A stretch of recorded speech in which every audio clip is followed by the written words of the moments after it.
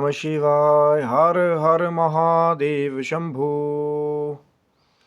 जय माता दी। हर हर महादेव। मित्रों, कैसे हैं आप सब? शिव शक्तोम चैनल पे आप लोग का हार्दिक स्वागत है। मित्रों, कभी भी किसी के जीवन में यदि उन्हें लगता है कि उनके आसपास में कोई भूत प्रेत हैं या कोई नेगेटिव एनर्जी है, तो एक बहुत पुरानी एक प्रथा का प्रचलन है कि लोग बहुत बार ये बात कहते हैं कि अगर कभी भूत प्रेत दिखाई दीजिए तो तुरंत जो है हनुमान चालीसा का पाठ करें।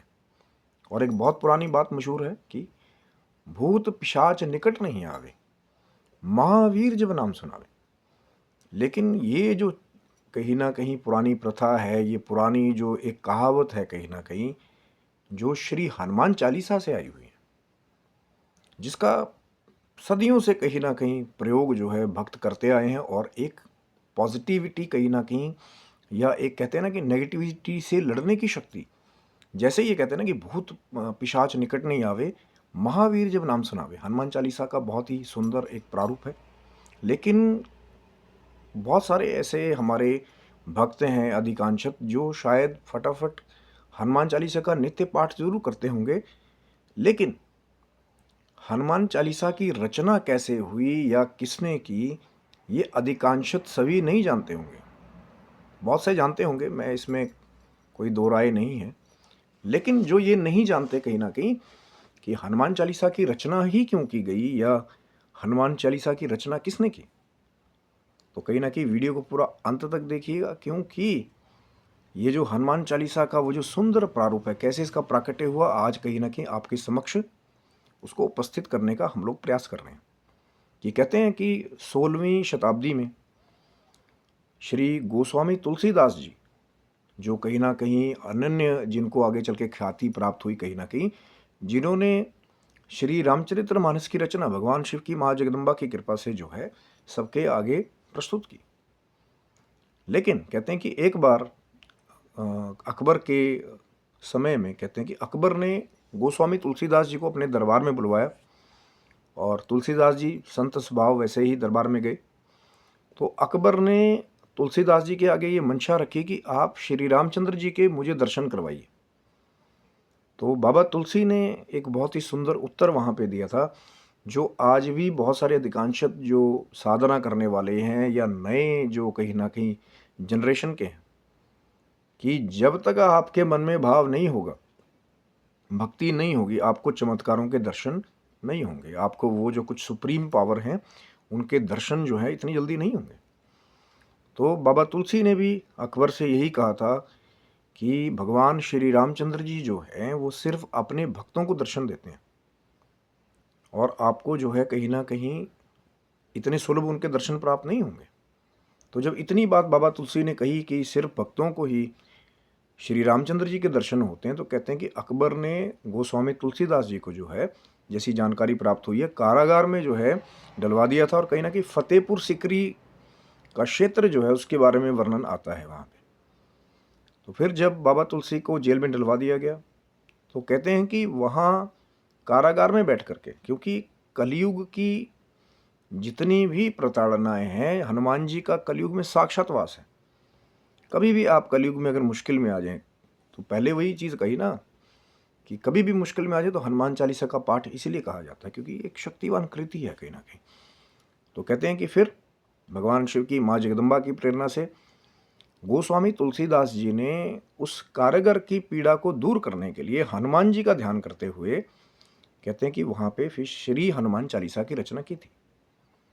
और हनुमान जी की जो है साधना, ध्यान कहीं ना कहीं, या एक विनम्र निवेदन जो है हनुमान चालीसा की प्रस्तुति के रूप में श्री गोस्वामी तुलसीदास जी ने जो है वो हनुमान जी के समक्ष एक विनम्र निवेदन रखा। और कहीं ना कहीं ये कहा जाता है कि अद्भुत तरीके से, जैसे ही कहते हैं कि वो जो 40 चौपाइयों के माध्यम से हनुमान जी के पराक्रम, हनुमान जी के बल और शौर्य का कहीं ना कहीं एक बखान किया गोस्वामी तुलसीदास जी ने चालीसा के रूप में। तो कहते हैं कि बहुत ही अद्भुत तरीके से वो जो फतेहपुर सिकरी का क्षेत्र था जहाँ पे गोस्वामी तुलसीदास जी को कारागार में रखा गया था, तो कहते हैं कि अलग अलग क्षेत्र से वहाँ पे अचानक ही वानरों का आगमन होना शुरू हो गया। और वो जो बंदर और वानर की सेना थी कहीं ना कहीं, उन्होंने इतना उत्पात कहते हैं वहाँ मचाया कि अकबर की सेना भी उनको रोकने में जो है वो सक्षम नहीं थी।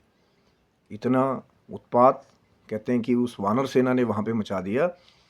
और ये एक बड़े रहस्यपूर्ण ढंग से कि जैसे ही वहाँ कृति पूरी हुई हनुमान श्री हनुमान चालीसा जी की, तो हनुमान जी की ऐसी कृपा हुई कि सारी वानर सेना कहीं ना कहीं उन्होंने वो जो फतेहपुर सीकरी का जो क्षेत्र था उसको घेर लिया कहीं ना कहीं। और जैसे ही अकबर को ये समाचार प्राप्त हुआ तो अकबर को बड़ा अचरज हुआ, लेकिन अपनी सभा में परामर्श जो है वो अकबर ने जरूर किया, क्योंकि अकबर भी चिंतित हो गए कि एकदम से कि इस क्षेत्र में कहीं ना कहीं इतने वानर कैसे आ गए, इतना उत्पात क्यों हुआ है।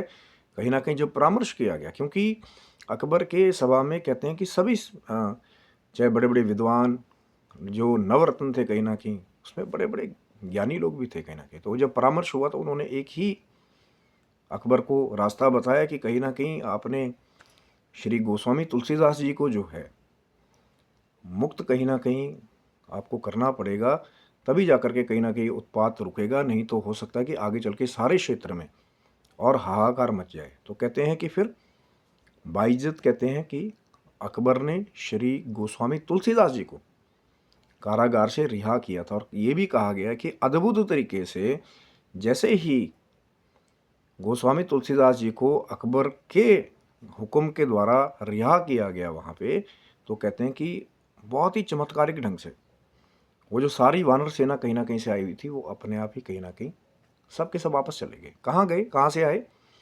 इसके बारे में 16वीं शताब्दी से लेकर के अभी तक ये कुछ ऐसा रहस्यपूर्ण है जिसके बारे में शायद कोई भी, वो जो श्री हनुमान जी जो कलयुग के अवतारी हैं, जिनके बल पराक्रम शौर्य से भरी हुई श्री हनुमान चालीसा है, जिसकी रचना कहीं ना कहीं बाबा तुलसी के द्वारा उस कारागार में हुई, जो आज भी बड़ी बड़ी पीड़ाओं से बंधनों से मुक्त करने वाला है, का जो भी भाव से पाठ करता है, जो भी दिल से हनुमान जी को याद करता है, तो कलयुग में बिजली की सी स्पीड से हनुमान जी कभी भी कहीं भी प्रकट हो जाते हैं। पर किस रूप में आएंगे, कैसे आएंगे, और ये एक अद्भुत रहस्य है। तो ये जो हनुमान चालीसा की जो कृति है कहीं ना कहीं गोस्वामी तुलसीदास जी का एक ऐसा उपहार है कलयुगी लोगों को, भगवान शिव की प्रेरणा से, माँ जगदम्बा की प्रेरणा से, श्री रामचंद्र जी की कृपा से और श्री हनुमान जी की कृपा से, कि आज भी जो भी कलयुग में इसका पाठ भाव से करे, भक्ति से करे, तो सभी कष्टों से मुक्त होकर के छूट ही बंदी महासुख होई, महासुख को प्राप्त होता है। आशा करता हूँ वीडियो आपको अच्छा लगा होगा। ज़रूर लाइक शेयर सब्सक्राइब करना, चैनल को सब्सक्राइब रखिए, क्योंकि आगे भी इससे जुड़े हुए बहुत सारे रहस्य हैं कहीं ना कहीं, पाठ की विधि, आराधना, साधना और हनुमान जी की कृपा। तब तक के लिए चैनल को सब्सक्राइब रखिए। आप सभी बंधुओं को हर हर महादेव शंभु, जय माता दी मित्रों आप सबको।